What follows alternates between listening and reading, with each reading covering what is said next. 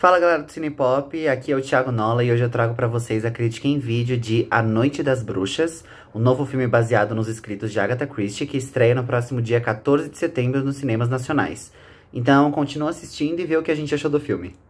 You have been hiding here all this time. Who are you talking to?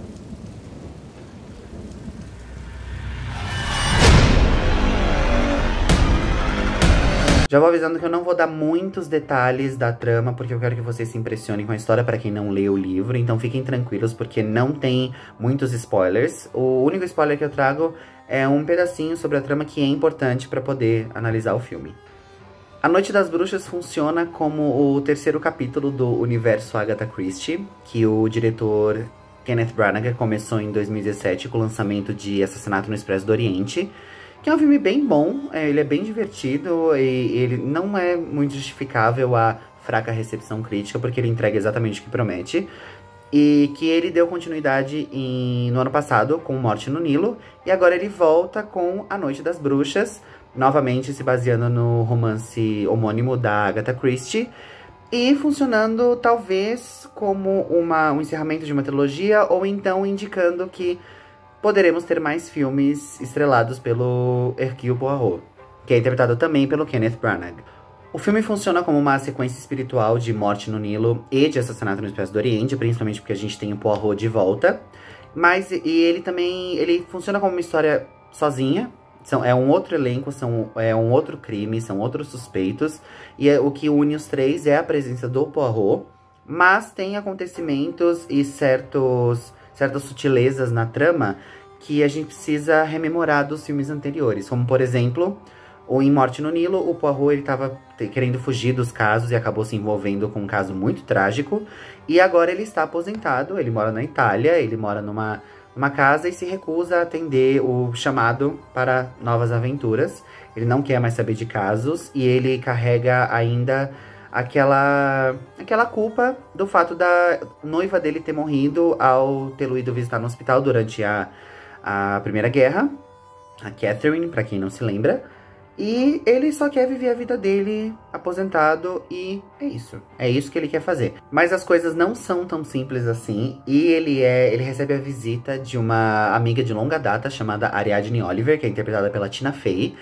E que é uma escritora e que é baseada livremente na própria Agatha Christie. Isso já inúmeros estudos já perceberam isso, e acho que até a própria Agatha Christie quis colocar um pouco dela pessoalmente no livro que originou esse filme.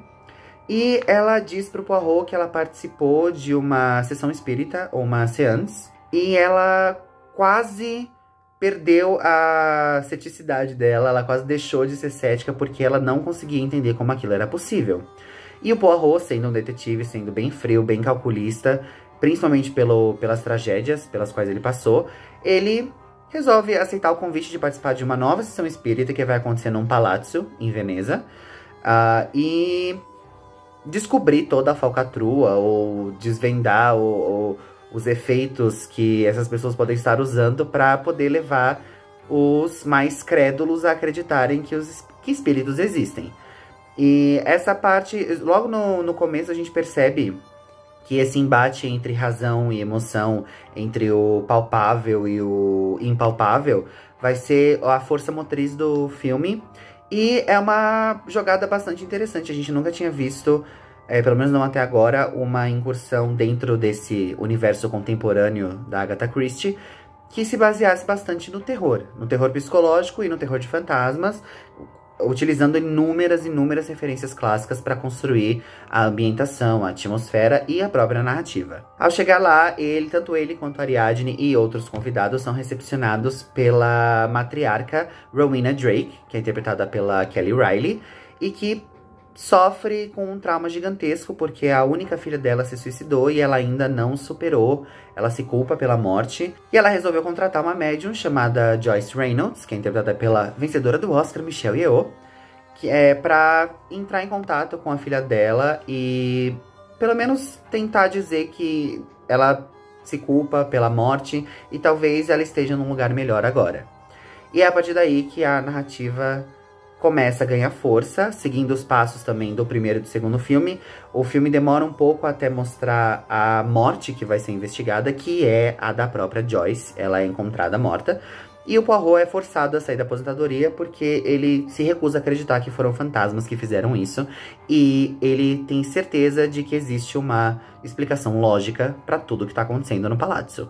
O filme, tudo bem que a gente só tem 3 filmes dessa mini franquia, mas esse filme é bem sólido. O problema maior dele talvez seja a montagem, porque o Branagh, ele parece tá muito afeiçoado a filmes do expressionismo alemão, por exemplo. A gente tem os ângulos distorcidos, a gente tem o jogo de luz e sombra, a gente tem o encontro de cores quentes e frias, a gente tem acontecimentos sobrenaturais, tudo isso que veio do expressionismo alemão. E por essa razão, talvez ele tenha pecado mais do que deveria na montagem. É uma montagem muito frenética, ela quebra o ritmo e parece que ela deixa algumas coisas de fora. E no final ela tenta acelerar para poder explicar o que realmente aconteceu. Então esse é o principal problema, porque o elenco é muito forte. A gente também tem nomes como Jude Hill, que já trabalhou com o Branagh em Belfast. A gente tem a Camille Cottin, que trabalhou em Casa Gucci recentemente. A gente tem o Jamie Dornan, o Kyle Allen. A gente tem o Ricardo Scamarcio, a Emma Laird. A gente tem um elenco muito, muito bom. E, assim, posso até dizer que é o melhor elenco dos 3 até agora, porque a química entre eles é absolutamente fantástica. Então, os erros, eles ficam mais na parte estrutural. Tem algum problema com o ritmo, o roteiro também é um pouco apressado, apesar de ter 2 horas de duração, mais ou menos. Mas não tem problema, porque o resultado é bem positivo e a gente fica instigado, porque é uma história de mistério e suspense atrelada com terror. Então o Kenneth Branagh, ele construiu um filme de terror que vai se desdobrando e vai levando a gente em direções diferentes, como é clássico da Agatha Christie. Ela sempre joga algumas pistas que, na verdade, não são pistas, é só pra desviar a gente de quem realmente é o culpado. Então acho que tudo funciona de uma forma bastante sólida. O filme, novamente, entrega o que promete. E mesmo assim, como ele tira o Poirot da aposentadoria, abre espaço para terem mais filmes dentro desse universo, o que seria sempre bem-vindo. Um dos elementos também que chama bastante atenção e que é muito bem colocado é a composição da Hildur Guðnadóttir, que já trabalhou em Coringa, levou o Oscar, inclusive, para casa pelo trabalho incrível dela.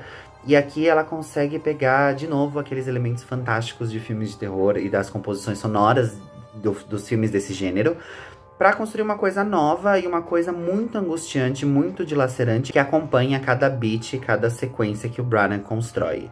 Então é bem interessante ver como toda a equipe, ela trabalha em um bem comum e parece que existe diálogo, parece que as coisas não foram criadas separadamente. Então essa é uma parte muito boa do filme.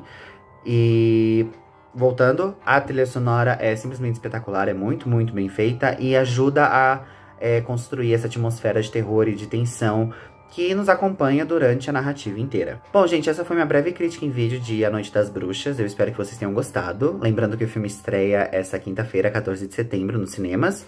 Vão assistir, voltem aqui, comentem o que vocês acharam, porque eu quero saber. E até a próxima!